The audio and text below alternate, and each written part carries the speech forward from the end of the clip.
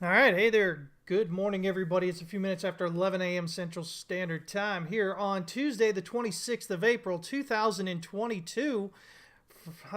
Coming at you live here from quite an overcast, yet another burning morning here. I don't know, man. We've been getting some decent rain lately.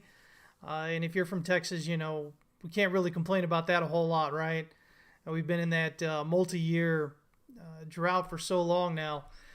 So we'll see. I think it'll. It looks like it'll probably rain again today. We'll see how it is. I'm Christopher Inks with Texas West Capital. Great to have y'all joining in.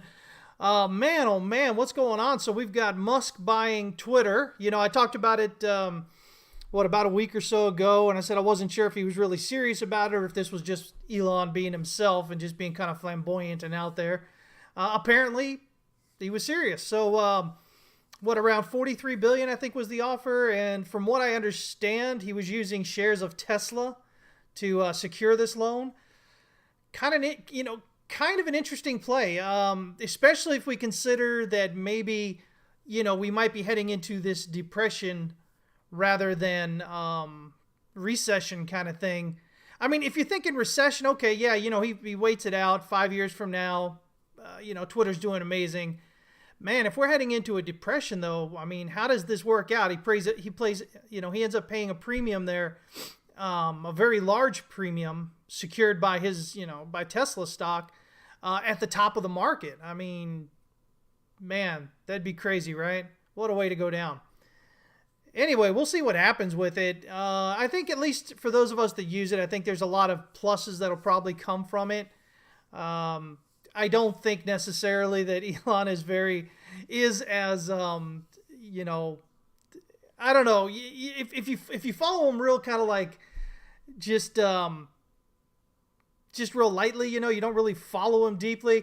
He seems like this big freedom person kind of thing, right? It's all about freedom of speech, freedom of movement, all this kind of stuff. But make no mistake about it, I think he intends to be emperor of Mars. So I mean, if you get what I mean there. And so I don't know, and he's done all this, guys. I mean, yeah, he's done, a lot as far as pushing the whole electric vehicle, the battery thing, space travel, stuff like that. But at the end of the day, he's done that with a lot of public money, with a lot of public assistance. He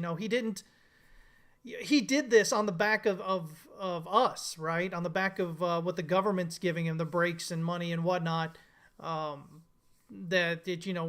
We pay here. So it's not like he's gone out there and kind of done all this without any massive help from the government, right? So, I mean, one side of me says, okay, yeah, if it's there, you take advantage of it. The other part of me says, well, I know, you do that, that's fine, but do you go out there and say that you're this type of person if you're not doing that type of thing, right? But nonetheless, it should be an interesting time anyway. Other than that, the yen, man, yen is like, gosh, what is that? This thing just continues to drop against the dollar. I think it's the longest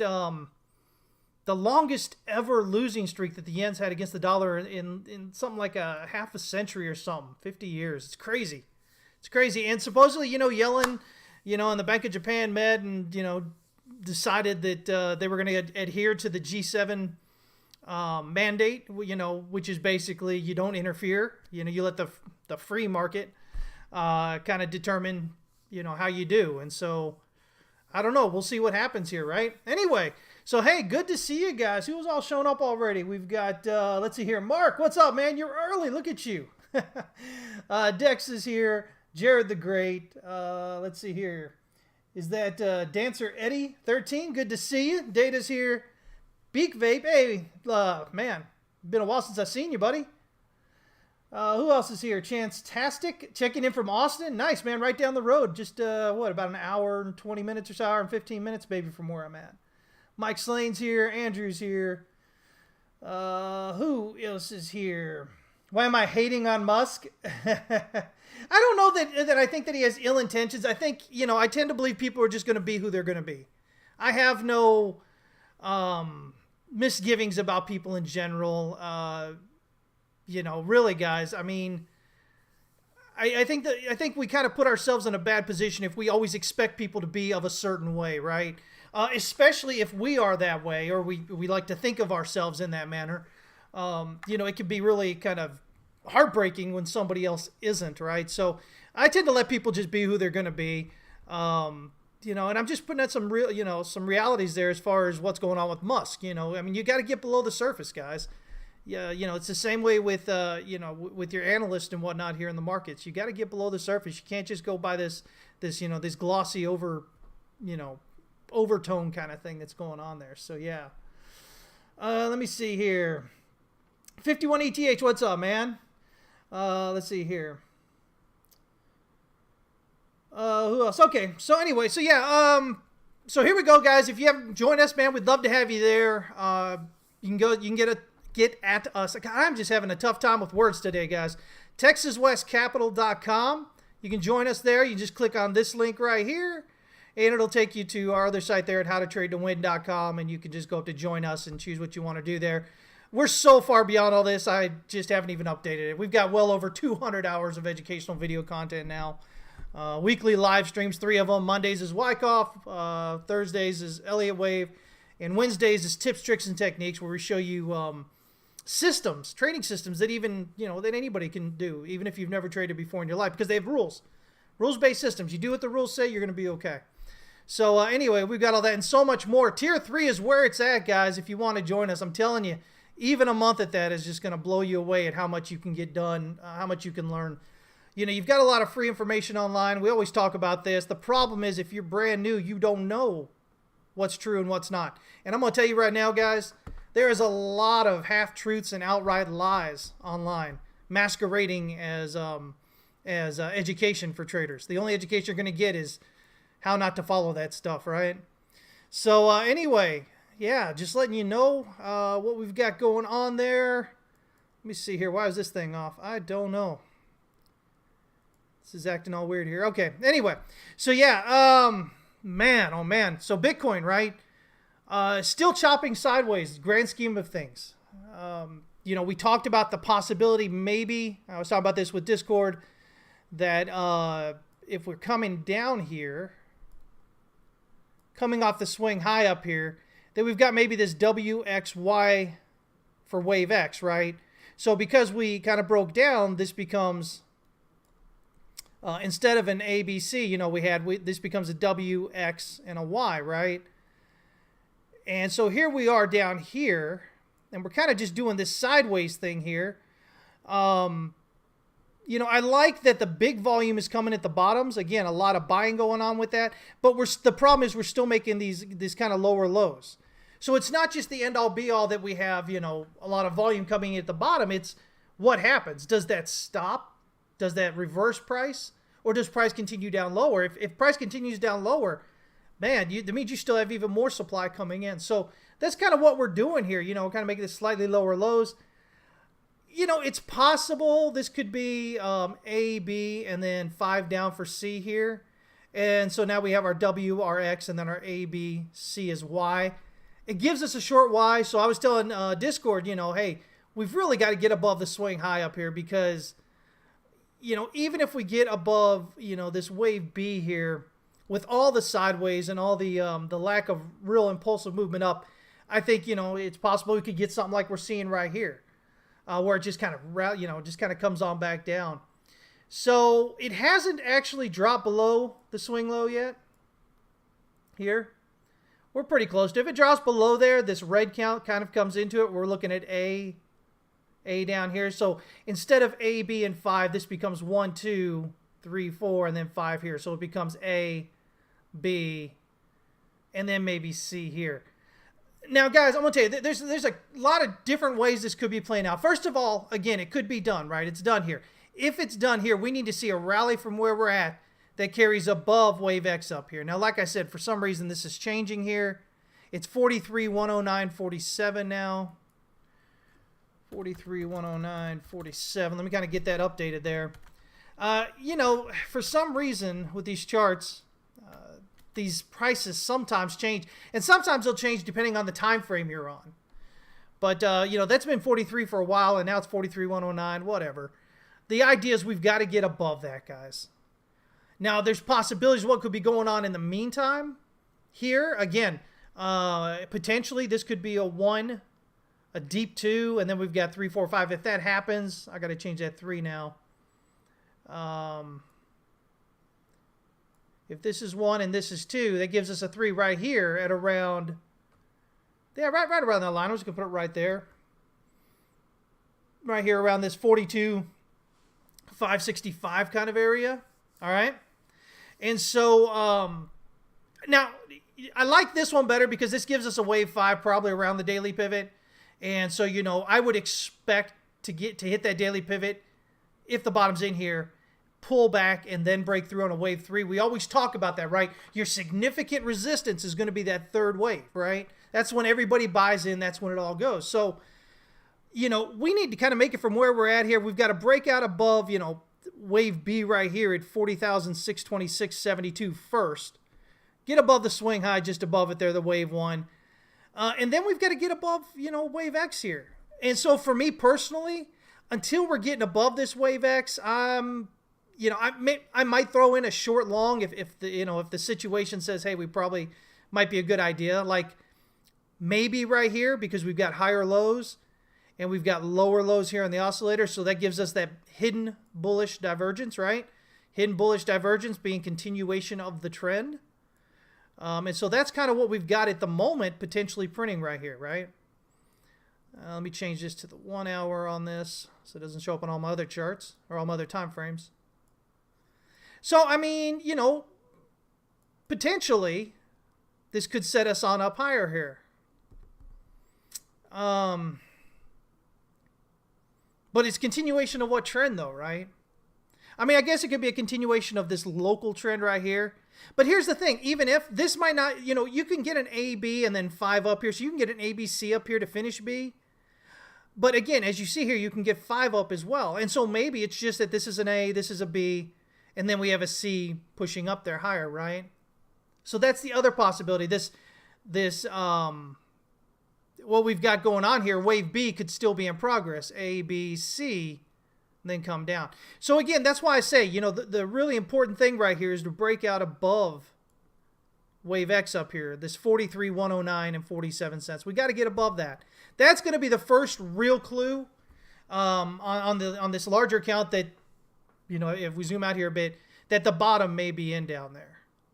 That's going to be the first clue there. But really, again, what we've been waiting for is a breakout above wave W up here, which is 48,240. If we can get above that, then this overall count, this, you know, this huge macro count here, we get confidence in that, right? So we're going to take a look at this here in just a minute. Remember, guys, basically, just to show you real quick, if you've forgotten or if you're new, basically what we're looking at is wave 3 ended up here, and then we have an A, a B, a C, and we're working on D of a triangle. And then we'll have 3 back for E. That'll finish wave 4, and then we'll have wave 5 up. So just so you're aware, that's kind of where we're at in the grand scheme of things. Now, whatever happens locally, right? So this is what we're kind of watching here. I'm trying to warn you guys not to be too, not to be too quick, I guess, to pull the trigger. So, you know, you could get in potentially right here on a possible hidden bullish divergence on the 1 hour and just put your stop loss right below your swing low. So it's not that far up from it. Let me see here. I don't know. Right now it's about $400 or so above it. So it's not too bad above it. You know, if you wanted to really kind of jump in there and take a chance. I mean, there is that possibility there, right? Let me see. Let's jump into 15-minute here. So your 15-minute is well oversold here. It looks like you got a 1, 2, 3, 4, 5. We're right here below that S1 pivot on the 15-minute. So, you know, want to break out above that. If you're watching the smaller time frame, you definitely want to break out above that. The daily S1 pivot is just here above it at $39,047. So that's your first kind of goal, to get above that. And then you want to get above the 15-minute pivot here right around $39,759. If you can do that on the shorter time frame, that's starting to look pretty good, at least locally. But again, it may only be A and then, you know, A, B, C of B, and then continue lower. There's just no way to know for sure at the moment here. This is a lot of volume. Look at how this volume, we kind of got up to the top up here. Volume dropped off. And then, all this volume as we kind of came down, a lot of selling coming into it. Not a lot of really large candle spreads, so I like that. It shows that there is demand showing up on the way down, but just the supply coming in is pretty significant. So you want to be careful with that. Let me see here. God, I'm tempted right now to go long, but I think I'm just going to wait. But yeah, you could potentially go long here. Like I said, if you were to go long here, or if I was to go long here, I would put my stop loss just below this swing low. Just below it. Because if you're right, and even if this is A, B, C, you've got some, from where we're sitting right now, you've got $3,000 somewhat dollars coming up, right? $3,500 maybe even of rally. If you're right, and if that's only an A, B, C, potentially running right up there toward that R1 pivot on the 1 hour, which is right above this kind of R2 pivot here on the 15 minutes. So, but either way, even running up just above the swing high here, I mean, it's still a lot of potential profit on that, right? So you got this 1-2 right here. We're in the 5 minute here, guys. Locally, yeah, you'd be looking at one up around 39,460 or so. One, pull back for a 2, head on up. But what you want to see here definitely is 5 waves beginning out. You really want to see this next wave here get up to that 1,618 to start feeling like that's really maybe a 1, 2, 3 there. But, again, guys, at the end of the day, big picture, it's too early to really kind of say, yeah, bottom's in or whatnot. I think it is overall, we'll see here. Here's the bigger picture. So here's the other possibility, okay? And I think there's a good chance that this may be the better count here. So on my other count here, if you guys remember, zoom out here, the idea that we have a W here. So we have this triangle right here, right? So A, B is a triangle, and C here is W, right? And then ABC or WXY here to get X, and then we'll have an ABC or WXY up here to get Y of D. This other count here, instead of having the triangle back here, which is where it is on the other one, this one says, okay, maybe we've got a W, and then, this is A, B, C of the triangle here. So we're getting a W, X, Y, and this is the triangle right here. And I like this idea. I think I'm liking this idea more than the other one. Because, again, we're doing a lot of sideways here. And if this was the triangle here, it's just the triangle of, again, it'd be W here, X, and then Y, right? Just aesthetically, I think I like this one better. So we'll see if this plays out. And so what this one would suggest is that we've got W here, and then we're working on X. X is going to be a triangle. A, B, C. We'll get a D. We'll get an E. That'll finish X. And then we'll have Y rally back up. And so what that means is we're still going to get some sideways here for a little bit longer. So this kind of extends that sideways a bit. Now, why does that really kind of drive me there? Well, I mean, just first of all, looking at how it's building here, and again, the volume continues to drop off, right? In this range, we're getting big volume down here, at the bottom, which is good. These are the things you want to see if this is accumulation locally here. But if we take a look here at the dollar, where's my dollar? There we go. We've still got some further upside to go to hit wave 3 here. You see that? So I think, we're still working on wave 3, which means wave 5 kind of hits this blue supply structures EQ up here at around 103. And if it does that, guys, remember that takes it here above this swing high here. So if you're of the type that's still holding on, hoping the dollar's going to crash, it's rallied very deeply, as we've talked about. And so it's possible it still could. The odds are not very high at all. They're very, very small. But if it breaks out above this top here, then that says, hey, we're on a bullish count. We're on a bullish rally up. Remember, guys, this has been moving up here since January of last year. Remember when I talked about this? First week of January of last year. I think it was around January 5th or so. Let me see. January 5th, January 7th, somewhere around there. January 6th. Look at that, the one in between. So you remember I talked to y'all back here, and I talked about how usually price or, these currencies kind of change direction, reverse, toward usually at the beginning of the year. And we were getting that right here at this expected reversal area. And so that means, it was likely going to be it. And then it continued to rally on up here. So my thought is, you've got headwinds from the dollar, right? So as long as the dollar continues to strengthen, you're going to have headwinds and anything else, risk on assets.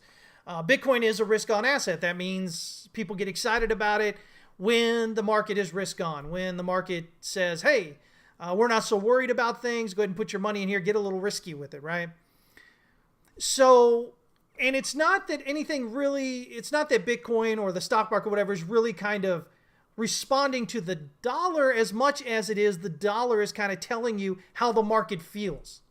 Remember, guys, I'm a lot of people that you're going to follow, that you're going to, talk to out there, they're going to tell you that the charts are what makes people do things. But remember, I'm that other school of thought, right?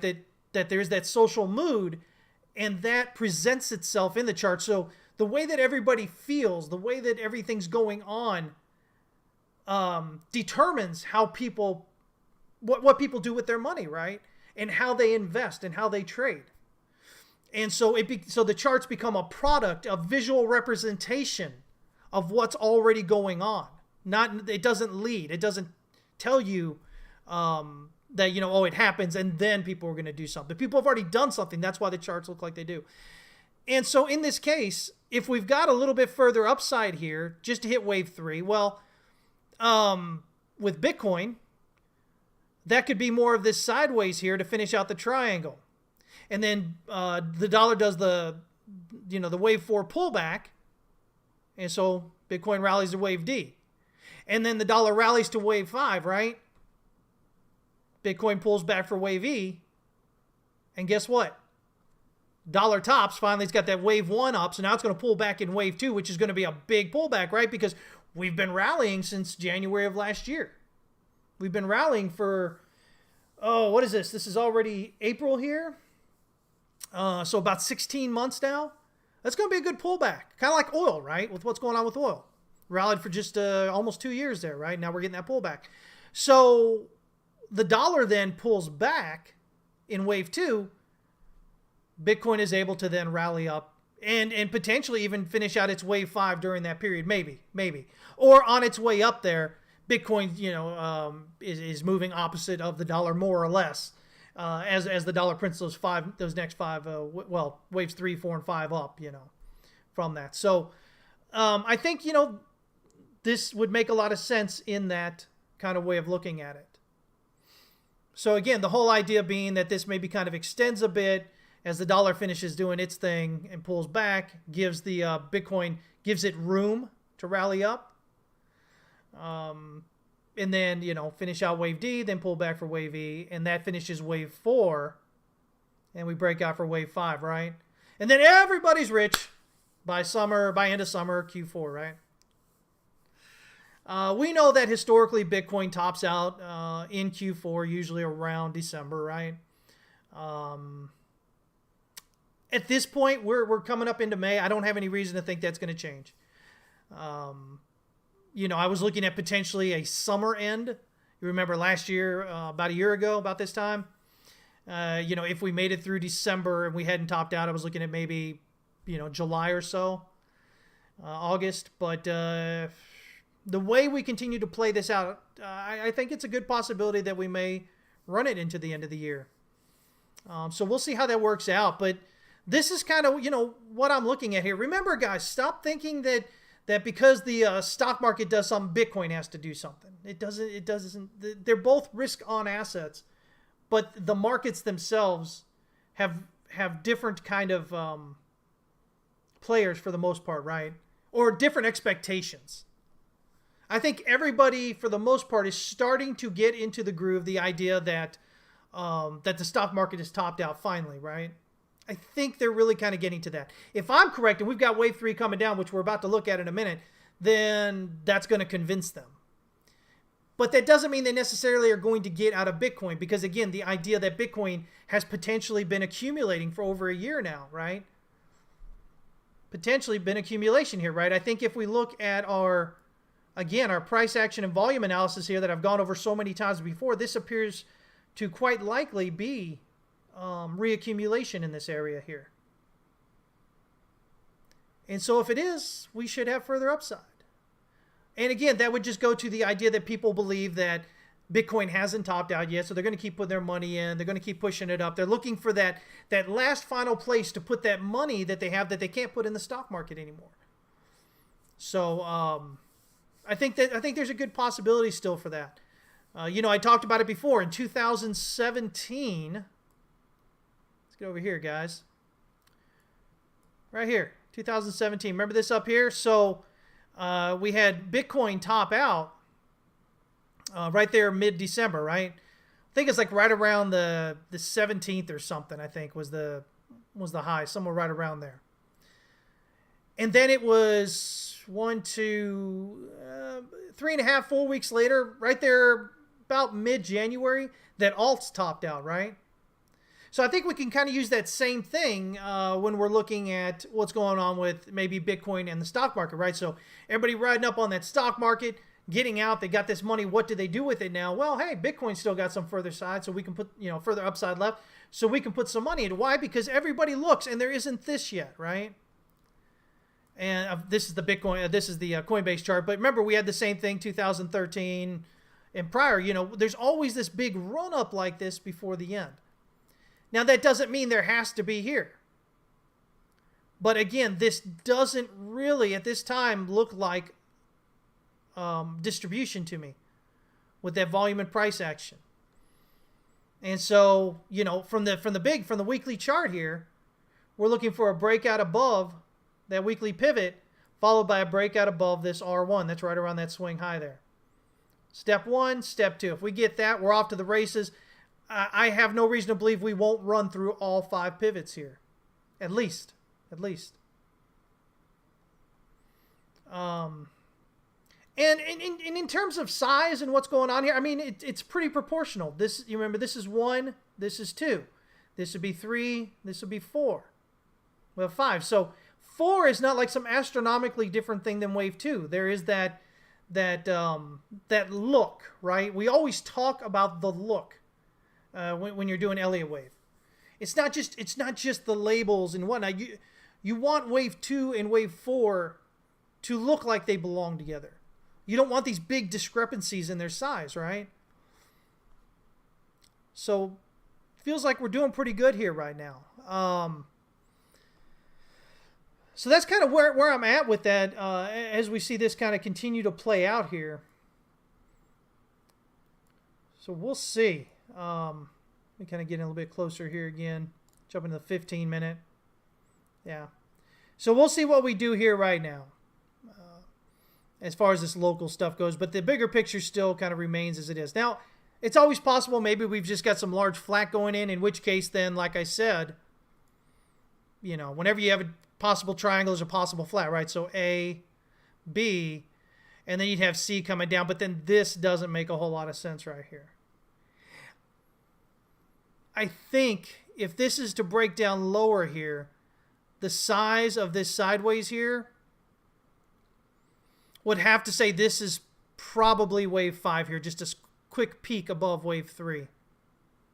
So instead of an ABC, this would have to be 5 up. Because this right here, again, I'm talking about look, right? This seems to me like this would be a 1 and this would be a 2. So we'd come down, or an A and then a B, and come down much further for C. If we do 100% here, usually, wave C is going to hit that 100% of wave A kind of idea.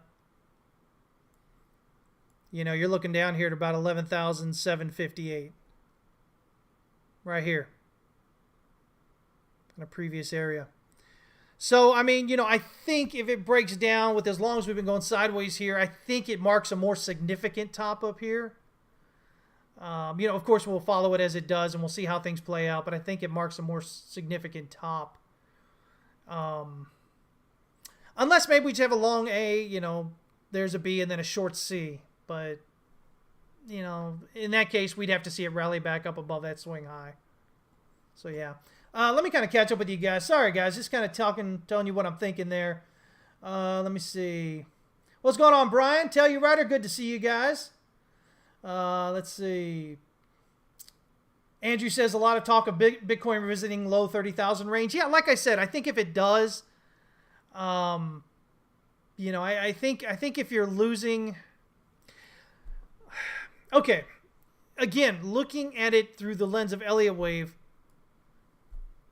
If we're just revisiting here, what does that do? I mean, what is this, an ABC?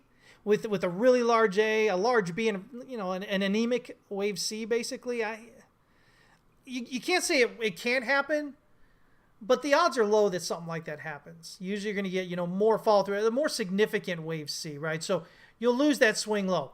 I mean, the first place I'll look, if we lose this, obviously, if we lose this swing low, we'll look at this swing low. If we lose that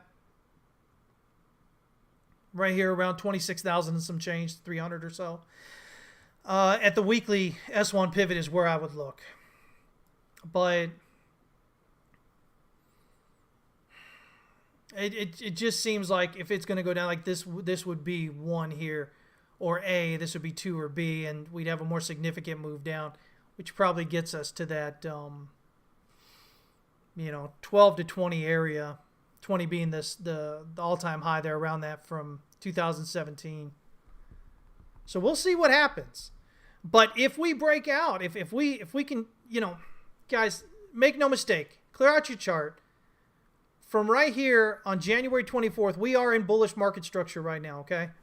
We have a low, we've got a high, we've got a higher low, we've got a higher high, and we may have a higher low printing here.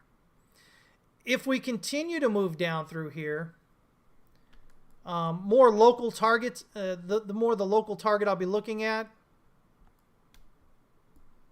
is this demand structure right here, this weekly demand structure, right around this EQ at about 36,100. And then, let me see here. And then this one right here as well. These are my bigger targets, guys. If things move south, these are the areas I'm really kind of concentrating on. This one, this EQ right here at 33,600 or so. I don't know where this one went. Yeah. So, I mean, if we're going to continue to break on down there, I'm going to look at, at that one and then that one. These weekly demand structures here. Beyond that, then we'll kind of look, again, into this swing low area right here. Yeah, see, it looks like we're going to continue breaking down a bit here. So anyway, I mean, that's just kind of my thoughts there as far as what's going on with the dollar. You see the dollar getting ready to rally up here some more. Those of you that follow me, you know that I am short the euro again. I've been short since, where's my opening price? 1.07995. So I'm sitting right around 144 pips in profit right now to that short side, looking for the euro to continue lower as the dollar continues higher. So yeah, that's kind of where I'm at with that. Another good trade on there. Like I said, guys, for the since January of last year, the shorting the euro against the dollar has been the absolute easiest trade of all across all markets. There hasn't been an easier trade. Gold's gone sideways, silver's gone sideways. Stock market kind of gone sideways, especially more the last since November. If you're in NASDAQ since January, if you're looking at the Dow or the S&P. So yeah. Let me see here. I'll kind of catch with you. Tellurider says, I think the risk with knife catching here is where the big traders are seeing the high time frame resistance break for the DXY. Yeah. I mean, that's it. I mean, that's the goal. That's the end all be all. That shuts up the bears at that point. There is absolutely no reason, kind of get this out here, to be bearish if we're breaking out above this. What is this? 103. Oh, let me see here. What is that? 102.992 right here. Yeah, if you're breaking out of that, this cannot subdivide any lower, right? This is done on this decline here, and we're up. We've talked so many things about, this sideways and where we've been. Again, we rallied up to the previous swing high areas, slightly lower one there. We pulled back right into this support here, all this sideways, this demand structure here.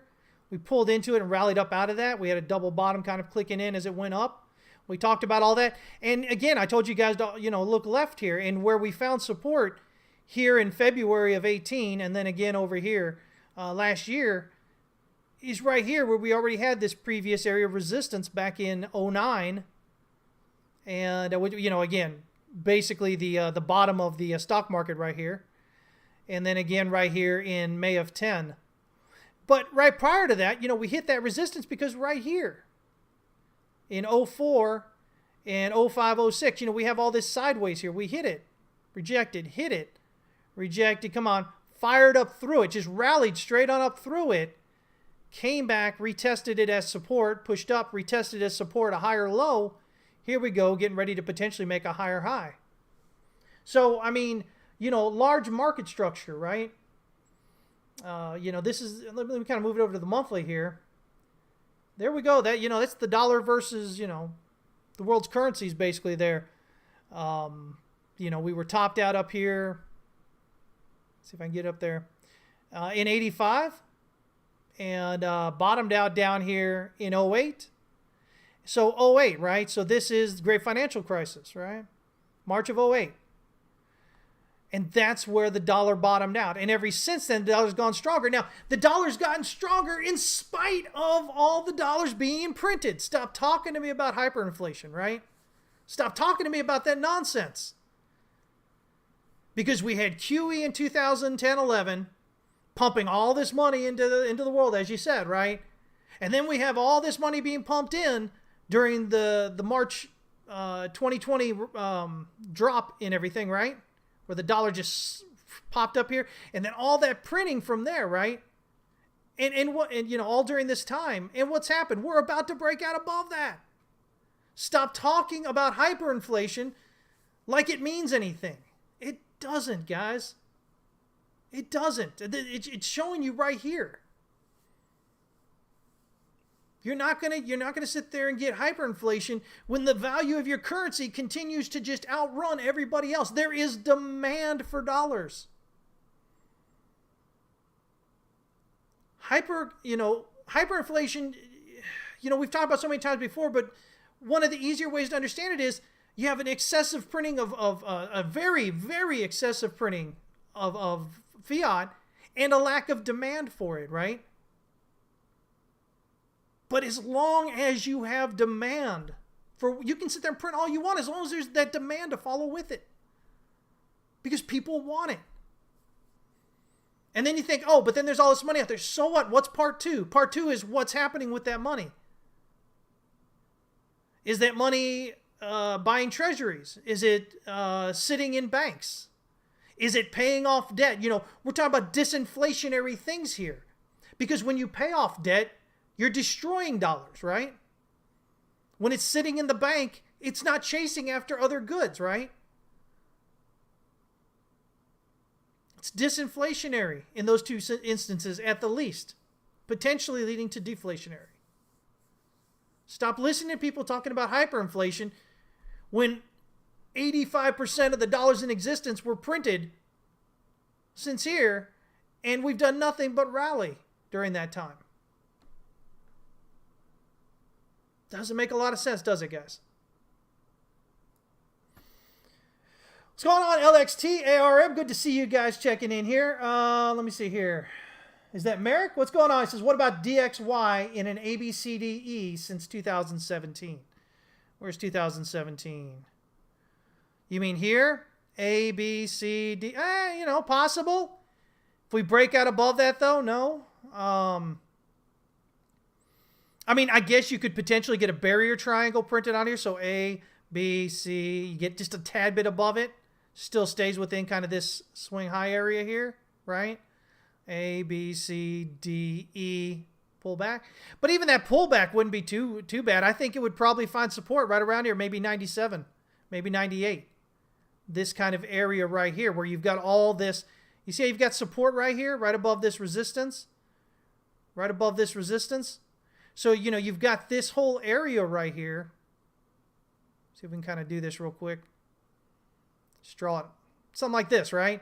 So I think even if this was an A, B, C, D, and an E, I think it only pulls back into here and then boom, takes off, right? But if that's going to be the case, then you have to go, okay, well, what is it, right? So it's possible while we remain below here, this could be an ABC here, right? Remember, triangles have to be wave 4s or wave Bs, wave Xs, sometimes a wave Y or Z, on a really complex one. But then you have to figure, okay, what's going on with all this here? So, you can eyeball this real quick and go maybe 1, 2, 1, 2, 3, 4, 5. So 1, 2, 3, 4 is a triangle 5. But guess what, guys? If that's 5 up, you're going to get a reprieve for a little bit as you get that's your 1, you get your 2 on your pullback. Then you've got 3, 4, 5 happening. And you're heading up here, 130, 140, maybe even 150, right? Oh my gosh. That would really do a number on everybody out there, right? But, in terms of deflation hitting, that's exactly what we would expect, right? We would expect that rally on up there above the swing highs here, right? We would expect that rally to head on up here and maybe challenge this swing high up here. If we were to hit that really deflationary basis for an extended period of time. Now, remember, we've had deflation. We had deflation in 2015 or 16, again, I believe in 2019. Real short term, though. But nonetheless, we had it. So some kind of extended deflation. You're talking about the value of the dollar just continuing to rally on up and just run amok on everybody.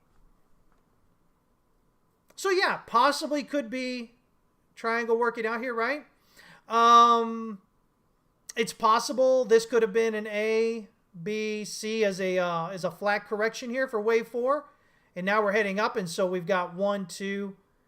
And this is really what I've got with my count right now, right? I've got this as a 1, 2, trying to finish a 3. Up in this area right up here. Right? So 1, 2, 3, 4, 5. Pull back, break out, right? So, I've got this right now as a 3 and a 4. And then I've got it as an A, B, C here as a flat correction. So it goes 1, we go A, B, C for 2. And then we're heading up. And so this is wave 1 of 3, of 5, of 1, or whatever you want to do it. That's kind of what I'm seeing at the moment here. But yeah, it is possible that, as long as we don't really rally and break out above this swing high over here at 103,820, as long as we're not getting above that, yeah, we could potentially see this as a triangle here. If we're breaking out above that, though, I think it's maybe something more along the lines of what I've kind of got going on here. So yeah, but this is sideways, guys. This is sideways since March of 15. This is 7 years of sideways here. Ready to potentially take off on that, right? Leo, what's going on, man? Yeah, I appreciate it, buddy. What do I think about the weekly volume marking previous bottoms? We haven't seen that for a while. Are you talking about with Bitcoin? Let me see what you're talking about here, buddy. Let's see, weekly volume. There's my weekly. You mean this down here? What do you feel about the weekly volume marking previous bottoms? Okay, let me see what you're looking at here.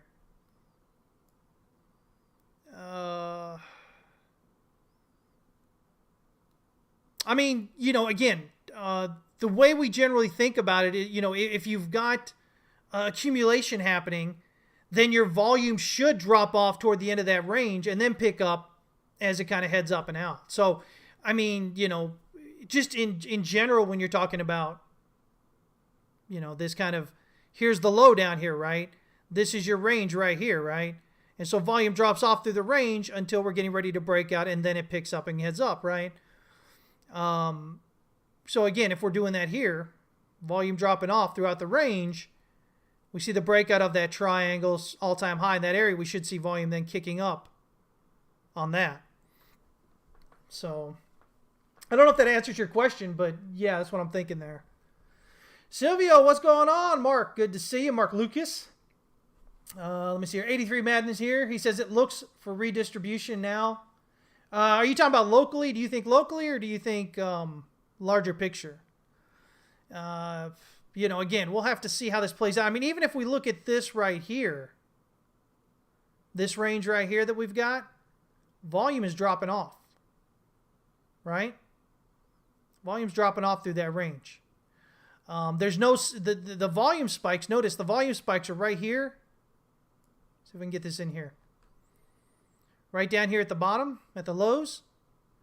And then it drops off as it rallies to the top. And then it picks up again at the low.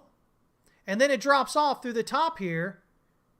And then it picks up again right here, down toward these lows. So again, that tells us that there's not significant coordinated selling going on at the tops, but there seems to be significant coordinated buying going at the bottom. And what do I mean about coordinated? I mean your bigger professionals, right? The ones that kind of help keep these ranges going, right? And so when it's distribution, you're going to see them significantly at the tops and at the bottoms, but definitely at the tops as the range continues, right? We're going essentially sideways here. We're making higher lows and higher highs, but really still kind of sideways more or less since the end of January. So what's that? February, March, April now, right? 3 months. And the range is falling off. The volume in the range is falling off. Usually what we expect in an accumulation or reaccumulation area. Because again, you're removing all that supply from the short-term holders, the short-term traders, and you're putting it into those longer-term players' hands, right? And they're not going to sit out there and keep putting it on the market. So as you siphon that supply out of the market, you don't have as much coming in. People want to sell the top, but not that many people get the chance to sell the top at that point, right? As you get toward the tops of the range. Because they just don't have the supply anymore. So yeah, kind of what I'm looking at here. Scott Webb, what's up, man? There's sound. There's sound, buddy. Check yours. Make sure your sound's on. I'm sitting here talking like he can hear me. Maybe he could read lips. Yeah, I've got sound, buddy. Let me see if I can do this real quick. Let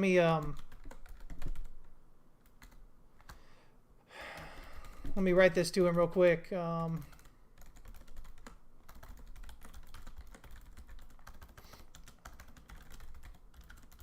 All right, there we go. Let me get that in there. All right. So hopefully he'll get his sound going there and he'll be able to hear it. Let me see here. What in the world happened to the DXY in 2004 to 2015?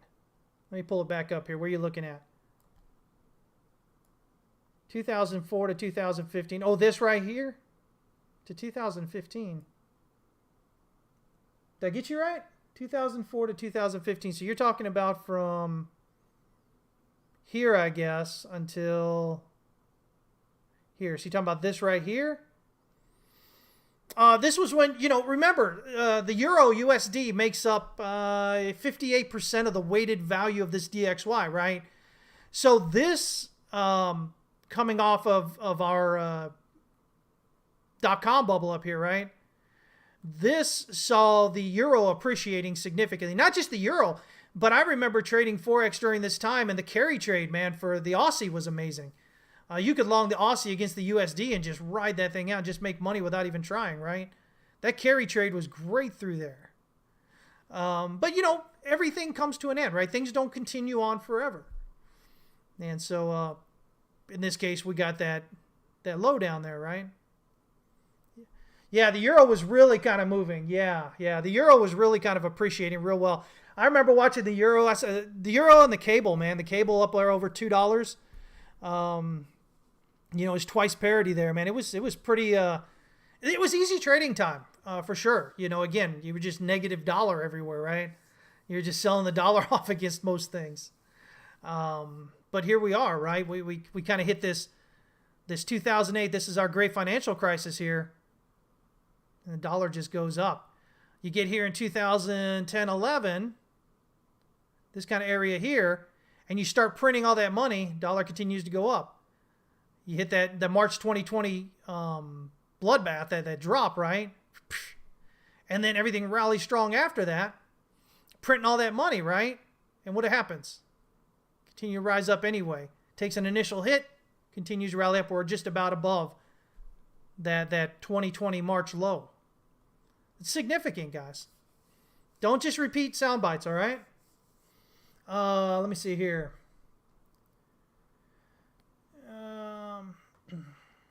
DXY breaking out wouldn't ruin the BTC party in the summer end of year. Yeah, so Leo, I don't know if you were here earlier when I was talking about it. Zoom back on the program here, and I discussed that. I discussed the way it could potentially play out with Bitcoin finishing its run up and the dollar kind of exacting its movement. Okay? Yeah.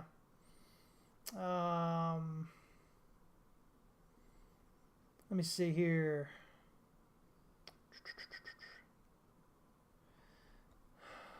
Let me see. Okay, so we've got that. I got to get going here with some more charts here real quick, guys. Let's look at what's going on with oil. Oil is kind of hitting my wave 2 area here, right around this high volume node. We've hit the 70.5 retracement at about 102. 78.6, it's at about 103. The expectation, again, was for wave 2 to find resistance right around this wave 4 triangle resistance here. And then continue heading lower there. So we could continue to push up here a bit higher toward the pivot, but I expect that we're going to remain below wave 2 here. So again, it becomes this, this larger 1-2, and then locally 1-2, 1-2. So we head on down. We'll look for a breakdown below. Let me go ahead and draw this in. I didn't have this drawn in, I guess. So this might be a flat correction here. And so that'll be wave C of 2. And so as always, guys, we're looking for a breakdown below wave B support here to say, hey, pay attention, guys. We are headed lower most likely, right? And so what's the coordinates on that? That is 97.06. So a breakdown below 97.06 means, hey, we're probably headed, down into the 80s and continuing lower. It just keeps the count alive, right? But once we break down through that, that means wave C is complete. And so if wave C is complete, then ABC is complete, right? And we should be looking for that lower lows on a breakdown below that. Again, remember, top up here back in March, right? Beginning of March, first week of March. Kind of doing some sideways here, but we should look for some breakdown. Really kind of this 91 kind of area. Getting down through that's really going to kind of this whole thing is just continuing lower, right? So that's what we're going to look for. Now, if we break out above wave 2 here, that changes things and we'll have to take another look at it. But for now, as long as we remain below that wave 2, we come on back down below wave B there, we should be good to go lower. Should make some easy money. Trading oil's been easy, guys, right? You've had some great movements down that have been pretty easy to trade. Movements up, movements down, movements up. So, even if you're not exactly on, it hasn't been too difficult to trade. A lot of easy money to be made trading futures contracts there. Let's see here. Gold. Guys, man, gold bugs want a gold bug, right? They want this to continue higher here. Again, still looking at this possibly being a double top here. Break down below the swing low here. Right around $17.18 or so, $1,718 or so, is going to give us a measured pattern target here of about $1,340. As usual, pattern targets are usually wave threes. So we'll see how that plays. But, again, my view right now is 1, 2. And, again, if what I'm thinking about the DXY continues to play out, then there's really no reason people buy gold en masse, right? Or silver. And so it makes sense that if the dollar is to continue higher, the gold and silver generally should kind of come on down, right? So we'll see what happens. Locally here, I've got this off the top here as a 1, 2, and then 1, 2, working on 3 here. Let me zoom in a little bit. Yeah.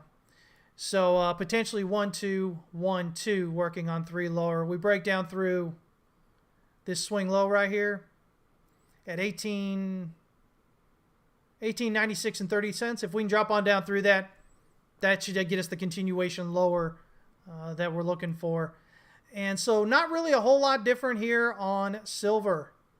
Again, the idea being that we've got this large ABC kind of correction going. So B is done here. Wave 1 was a leading diagonal. Wave 2 completed up there. And now again, we're making this. You get a high, a low, a lower high, lower low. So we've got bearish market structure here, definitely off March 8th. And potentially bearish market structure coming off the high over here from February of 21. High, low, potentially a lower high. We've got to break down below the swing low here. Let's see. 2141 for wave B. 2141 for wave 1 here. Yeah, so we've got to break down below that 2141, and that'll give us then a high, a low, a lower high, and then a lower low. And that's bearish market structure, for February of last year till now. So over a year. Looking at heading lower there. So, and again, like gold, it doesn't make a lot of sense that silver should continue to rally if the dollar continues its apparent bullish nature heading up, right? By the way, we've got this. If you go off these swing lows here and this swing high, we've got this potential channel breakout here right around 104, 105, somewhere in there, depending on how long it takes. It could take a little bit to break out here and it might be closer to 104. But based on the height of that, you've got a target of about 50 points above that breakout. And so you're looking at 150 potentially or so. Pattern target on that heading up.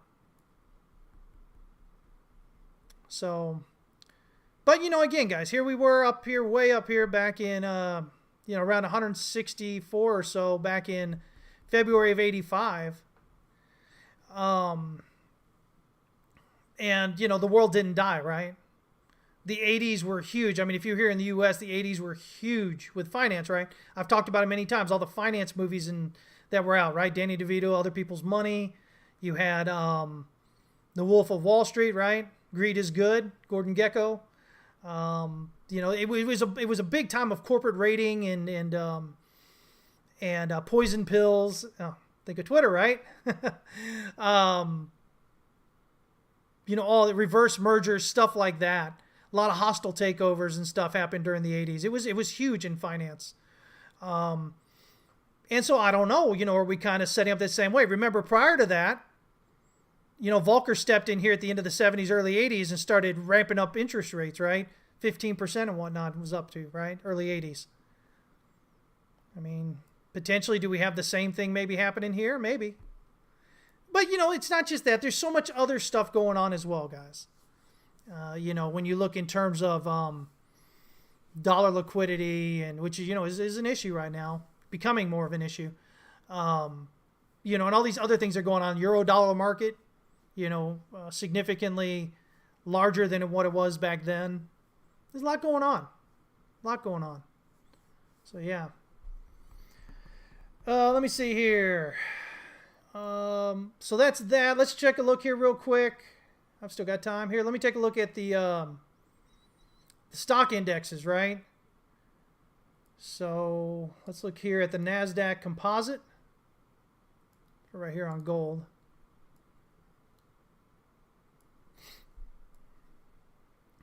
All right, NASDAQ composite. There we go, breaking down. We gapped down at the open. Just continued to fall like a stone. We're down below wave 1. Wave 3 has a minimum expected target of 11,427 and 75. Remember, the idea is this is a 1, 2, 1, 2, 1, 2. So, I mean, you're getting 3 of 3 of 3 about to break down through here. We should watershed down. Not just with 3 here, but this is 3 of this, again, larger 3 heading down. This is the point at which people should really kind of jump on board and go, okay, it looks like I was wrong, guys. We're not going up. The ship's going down. And then everybody kind of joins in. It's wave 3, right? Or wave 3 of 3 of 3. Should get a strong movement down. S&P E-minis. Same idea. Big drop down here. Didn't quite dip below wave 1 yet, but working its way down. Wave 3 has a minimum target of 39.85. Again, larger picture says 1, 2, 1, 2, 1, 2 here. So again, 3 of 3 of 3 kind of coming down toward this swing low here. We lose that swing low. It's going to get people's attention. It's going to get people's attention. They were thinking, oh, this was just a dead cat bounce. Oh, look, see, it's going back up, and now it's pulling back. Oh, it'll be fine. You lose that, and they're like, oh, crud, I'm in the wrong way. I need to get out. I need to cover my short, or I need to cover my longs. I need to go short. So it happens coming in there, right? Let me see here. Dow Jones. Is it too late to open a short on the Euro USD? You've got to find the time to do it. You should be shorting the pullbacks, not just haphazardly shorting just because it's going down. So yeah, I think you kind of look and say, okay, did it pull back? If it's pulled back and you're pretty close to it, well, hey, go ahead and go short and put your stop loss just above it. But you've got to use proper risk management, guys. You can't just jump in there just because. You have to be tactical about your trading, right? Because you never, if you're just jumping in because it's moving, you don't know if you're getting in at the bottom. If it's moving down or if you're getting in at the top, right? So if you're rallying, you go, oh man, should I go ahead and go long here on the Dow up in this area, right? Should I go long? And you go long because you're not really paying attention to what's going on here. And then look, it comes against you and you get caught, right? So you got to be careful with that. You want to make sure that you're being tactical about your entries and your exits. Contrary to what most new traders think, you can't just always look at a chart and go, oh, hey, yeah, I can go short or long right here, right now. It's not like you open a chart and know exactly whether you should be going short or long. If you're doing stuff like that, you're more likely going to lose your money than not. You want to take a look at the chart and analyze it. You want to figure out where are we at. Are we coming up on some support? If we are, well, we want to see, do we get a bounce? And then, if you think it's going to go lower, well, then you can, sell that bounce as that bounce kind of tops out, right? Or potentially buy the breakdown.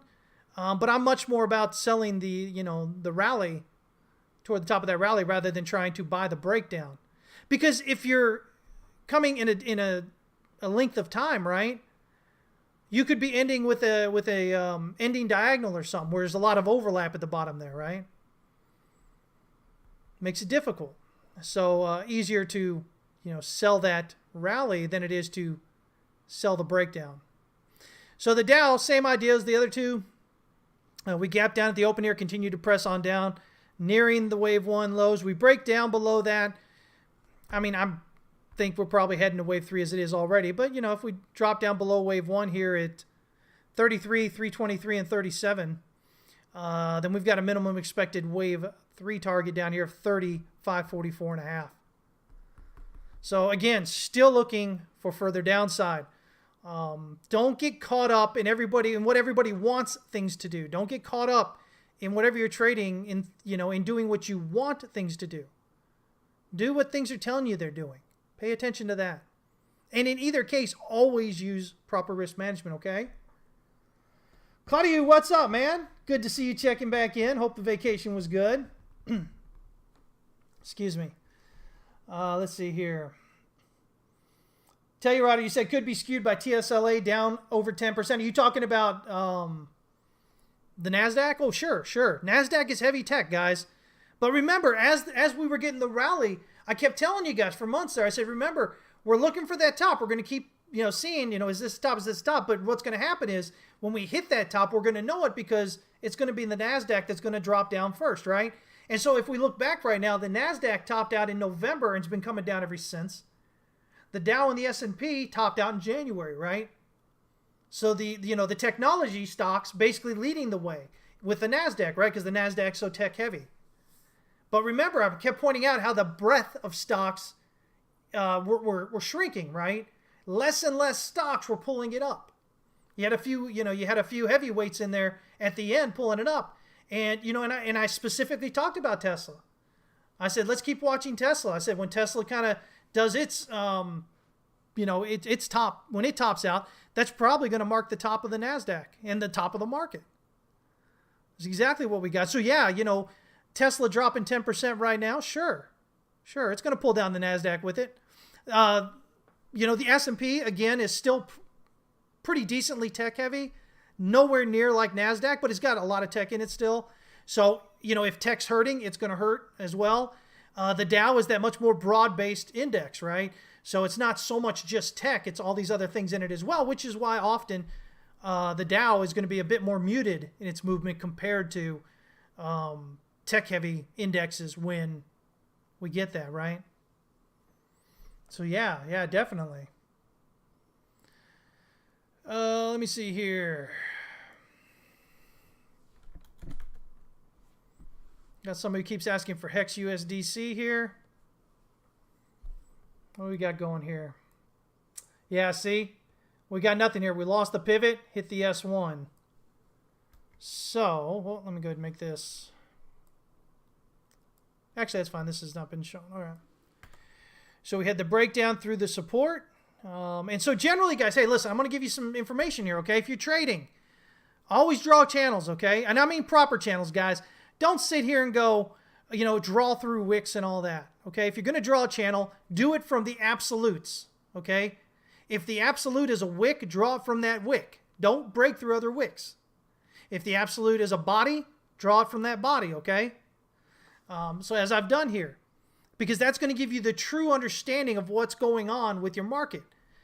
So you get that breakdown, which just so happens to also be the breakdown of the pivot here. Now, either one of these things would suggest that you're heading down toward that next support, right? In this case, you drop down through the pivot, so you should be looking at the S1 pivot. And that's where it bounces, right?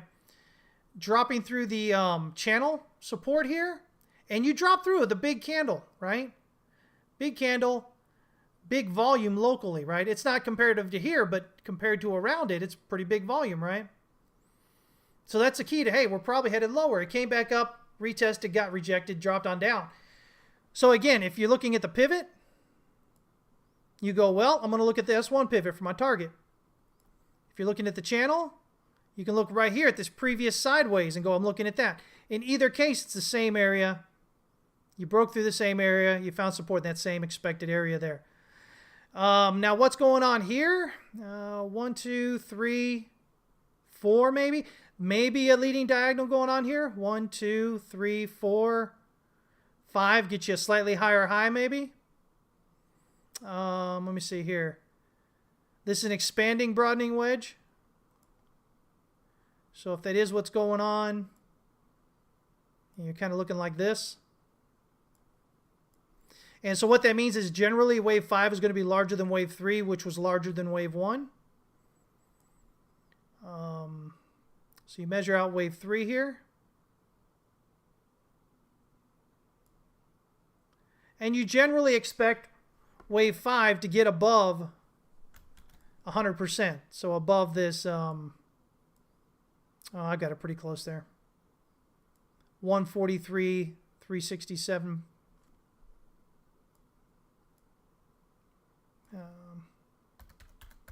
Yeah. So it's possible that we could be seeing that. Right here looks like a 1, 2, 3, 4, 5. And then this looks like maybe an A, B, 1, 2, 3, 4, 5 kind of thing going on. So, I mean, it is possible this is a 1, 2. How far did we pull back on that?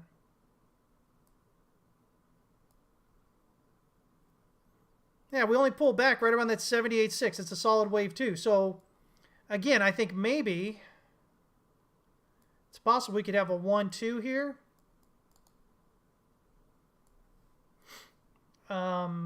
And so then that would get us then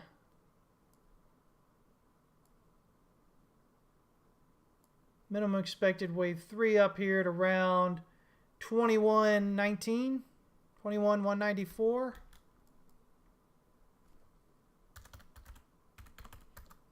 Yeah, about like that.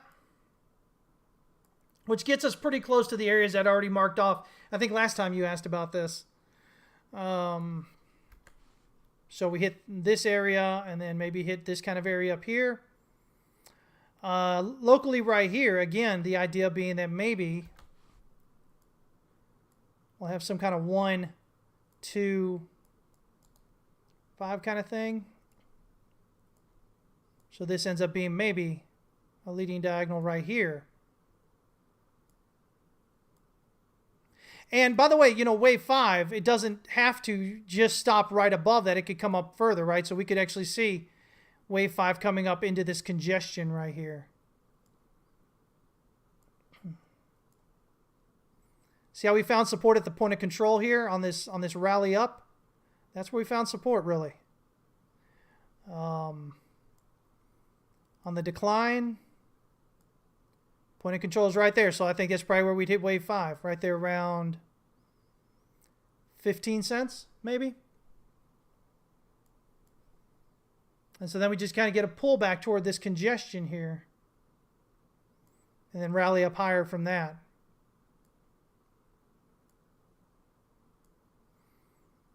Oh yeah, look at that. They pull it right there. It kind of aligns with that wave 3 right there, right? So we go 1, 2, we get 3, we get a 4 on that pullback. And we get a 5 right up there around where wave 3 is. So wave 5 of 3, as we would normally expect anyway. So that aligns pretty good. We'll see. We'll see if we can get that follow through on that.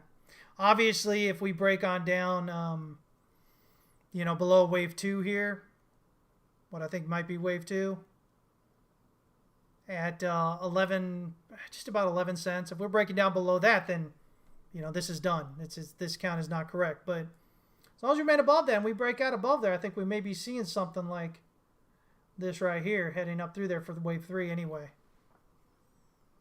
Okay. Let me see here. So yeah, I mean, that's it's kind of where we are there, right? What's up, Justin Tom? I see you checking in, man. So yeah, we'll see how that works out with that. Let's check out natural gas here real quick. I haven't looked at this in a while. I know a lot of y'all live over there in the UK. So natural gas is a serious thing for you, right? So this is what I've got right now with natural gas. I've got wave 3 here in progress, potentially with a target of around almost $9. Locally here, I think we might have completed a WXY here for wave 4 at the 38.2 retracement. We need to see a breakout here above the pivot and then above wave X at 74.10. If we can do that, that gets us that target up there. Let me make sure here. Yeah, potentially, I'll do this. Give it a little bit of a range here. From around $9 to around $9.32. And so, if this happens, then what we expect is this move up here, a pull back down toward this same kind of low area here, and then wave 5 to finish up. And then finally you guys get a bigger bit of a reprieve on the on those natural gas prices. So yeah. So yeah, again, there's something we chart, a couple of times a day here at TWC. along with oil and gold and silver and a lot of different forex pairs. The dollar. Let's see what TLT is looking like. We haven't looked at TLT in a bit. Remember, TLT, guys, that's your long-term government securities, right? The idea being that if they're rallying, it's because the market is fearful. Because they take their money from the legacy markets, right, and put it into the long-term treasuries, right? So here we are. And it looks like, we're rallying up here. Maybe we have a 1-2, 1-2, pull back toward this pivot, fill in the gap there, rally up. Right now, we've got a minimum expected wave 3 target right there, about 124.55. If we can get back up into wave A here at 133.19, that'll be the first real kind of clue that maybe that bottom's in. And as always, we've got this large descending channel here. So an impulsive breakout above that channel EQ should give you a target of the channel resistance. Impulsive breakout above that signals, hey, we're probably bottomed. But if we're looking at Elliott wave, we want to get a breakout above wave X up here, 172.25. So, again, we get the 5 up, potentially this move down here, right? So I've got this W here. I don't know why that W is down there. There we go. So we have this WXY potentially completing this, this is wave 1, this is wave 2, potentially heading up there. So I'd be watching that if I were you as well. Could give you an idea of what's going on more broadly with the markets. But I think, again, if we see that wave 3 cascading down with the stock indexes, I think we're going to see a nice strong rally up through here as the market freaks out and tries to preserve its wealth. All right. Maybe charted in rubles. ADA chart. You guys got to talk about what you want. ADA BTC, ADA USDT. I can't even say it. You guys got to let me know because I can't read your minds. All right. So I've got just a couple of minutes here. I guess I'll pull up ADA USDT. So we got going on, right? Oh, USDC. Well, I'll tell you what. We'll look at USDT since I've got that chart. Yeah, just trying to see how this works here. We're pulled back again like we are with Bitcoin, so we'll see. Potentially a 1-2 coming off a wave 4 low here. So 1-2 and then 1-2. Maybe possibly we could have 5 up, 1 and then 2 on this pullback here. But either way, that pullback's getting kind of deep. Even if we say this is all wave 1 and this is wave 2 here, we're at that 78.6 kind of area. Let's see here. On the rally there, the point of control is down here around this S2 pivot on the 4-hour. This high volume node here. So on this rally up at this level right here at around 81 cents, around that level is where most of the activity happened. There's a lot of other large ones here, volume nodes, right? But it was that area there where the most action happened. So we can expect the most support in that area. And that makes a lot of sense because if we look at that, you have a lot of sideways going on here, and it's toward the lower end where the buying, right? Accumulation. Rally up, distribution, redistribution. Are we building a potential accumulation here? So we'll have to see. So, I mean, as long as it stays above 77.5 cents, 0.776 here, this idea of a 1-2, 1-2 is still legit. If we drop down below that, I would say maybe we've got a 1-2 here, and then we'll just have to see if it drops below this swing low over here. Let's see if we can get that in. There we go. At 0.7460, so 74, just under 74.5 cents. or just above 74.5 cents. If we do that, then, wave 4 is not complete here, and we'll have to come take another look at what we've got here as far as the count goes. Volume isn't very grand at all. Overall, still kind of low. So we'll see. We'll see if we can get some support there and potentially rally back up, or if we'll just break down below that. Let's see here. Let's see here. Bitcoin drop below 38,202. Okay. Yeah, so again, looking at the possibility. Remember, there's a couple of possibilities here. I was going to say there's a couple of possibilities. This could be A, B, C. This, so B here. A, B, C. B is a flat. If I look at this real quick, looks like 1, 2, 3, 4. 1, 2, 3, 4, maybe a 5. So maybe an ending diagonal coming down with 5 down. So, it is possible. This could be A, this could be B, and then this could be C still playing out here, again, as I've got. Let me see. Let me kind of zoom in a little bit more here. Yeah, see, I've got this wave C down here around the S1 pivot. So, thinking in terms of this structure here, if we rally off this area here and we break out above here, just with pivots, that's a pretty bullish move. But then we're going to want to see a breakout above this swing high up here at 43,109. So that's kind of how I would be looking at it from this point. Do we get a rally from this area that carries us above this swing high? If we do, I'm feeling pretty good at the moment. And then we'll just want to see a breakout above this swing high. If we can get that, well, then we're on our first steps to, hey, potentially much higher. This could continue lower, though. Our initial target is this S1 pivot.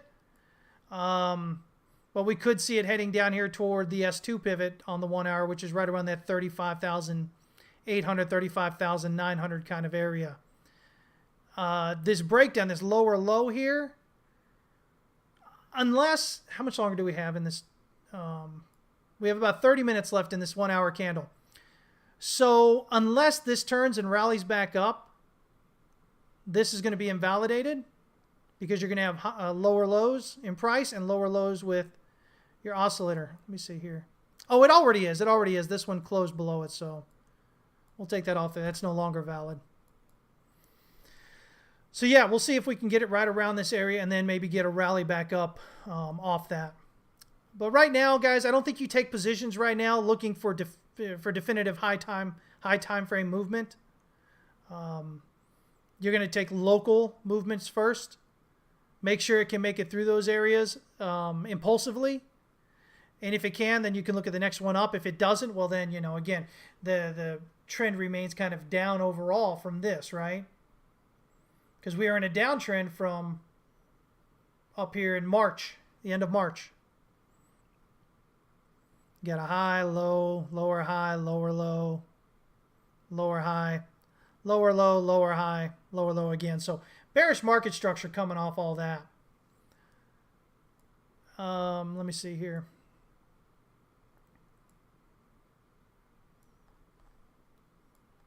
So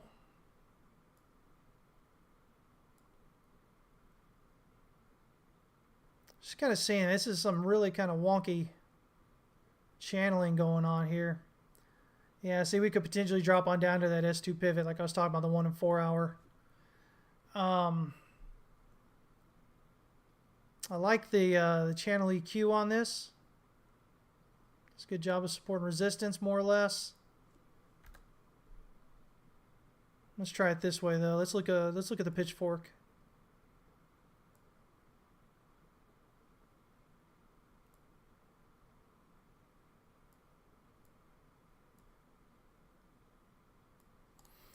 All right, original, there we go. I mean, see, it followed the pitchfork pretty well through here. Off the bottom, went back up, cross breakout, came back down, though. So this is an interesting area right here.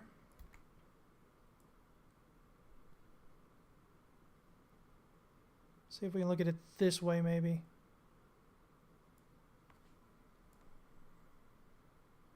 I just drew this real quick on here. It's not exact, but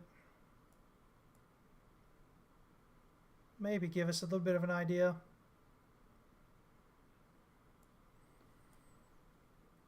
Yeah, see if we can again make this breakout through this outside of the pitchfork here. That'd be a significant move, but that means it's got to get up here, above that 41,000 area to break out of that. So yeah. But yeah, I mean, again, with this sideways here, a lot of volume still coming in at the different areas. You had your volume come in, pick up here, really shot in here, comes in a little bit up here. Doesn't need much volume coming in up here because it's like ate up all that demand there and came on back down on these large volume moves down. We got people in Discord that are doing great, man. I was checking in on that Bitcoin discussion channel there. And who was it? Was it Panda, I think? Who was talking about the OI. The open interest was dropping as this was rallying up. So again, if you're watching OI, you want your open interest to increase in your trend direction, right? That kind of helps give you support that people are continuing to, with the idea that the trend is legit, that people are continuing to buy into it. Because if you have OI dropping off, that means as price is moving in that direction, you have less and less new money coming into it.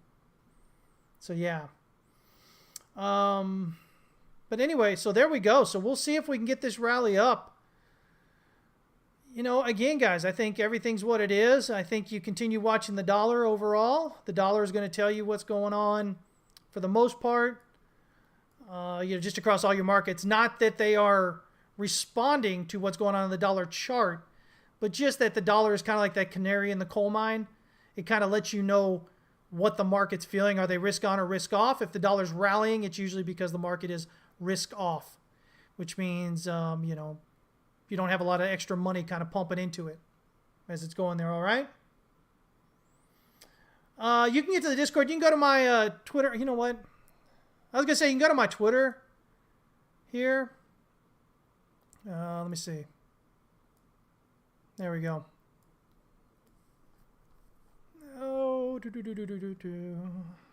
can get right here and jumping right there to get over there if you want.